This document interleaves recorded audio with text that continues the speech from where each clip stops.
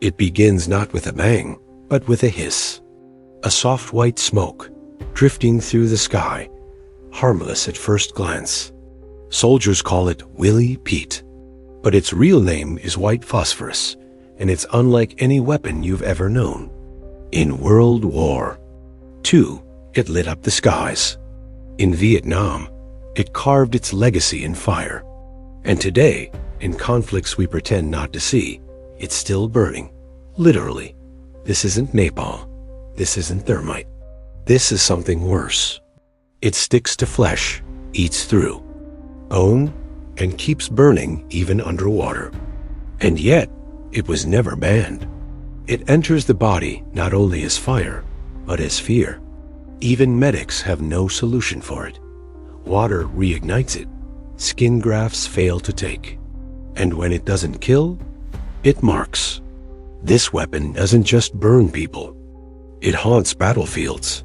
It poisons the very memory of war.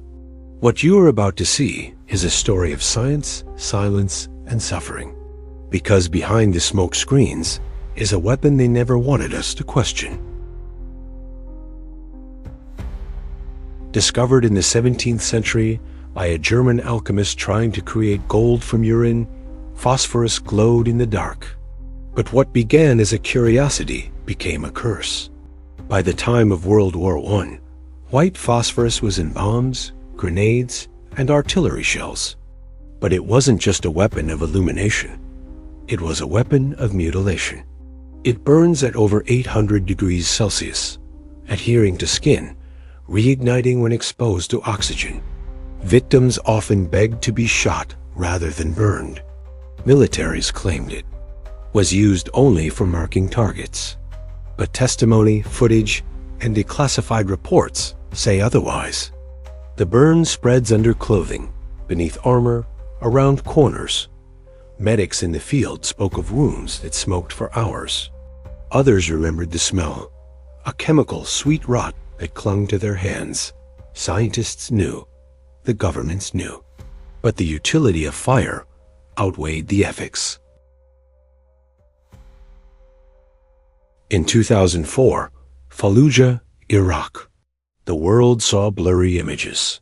Civilians with melted skin, bodies burned to the bone, but clothes still intact. The U.S. denied the use of white phosphorus on civilians. Then later, it admitted it. Journalists were silenced. Whistleblowers vanished, and survivors left scarred and ignored. It wasn't just the death, it was what came after. Soil poisoned, babies born deformed, and questions buried. Local doctors found high levels of toxic substances in bloodstreams. Cancer rates doubled. Some hospitals stopped reporting altogether, afraid of what they'd prove. The war ended, but the fire never left. Why isn't white phosphorus banned? The Geneva Conventions restrict chemical weapons, but white phosphorus, technically, isn't classified as one. It sits in a legal gray zone, weaponized by language, protected by red tape. Documents show that. Defense contractors lobbied to keep it off chemical weapons lists. Militaries argued it was non-lethal when used for illumination. But how do you illuminate a village and leave no witnesses? Some tried to speak up. They lost funding, careers, lives. The truth was incinerated, just like the victims. Behind the curtain of legality is a machinery of war that shapes the definitions it needs. White phosphorus becomes legal because it has to, because too many countries use it. The hypocrisy is written in policy, and policy is written in ash. Today, the weapon still burns. In Syria, in Gaza, in places too dangerous for journalists, too complicated for soundbites. White phosphorus doesn't just destroy bodies, it erases history. This video might get flagged. It might be demonetized. But someone has to say it.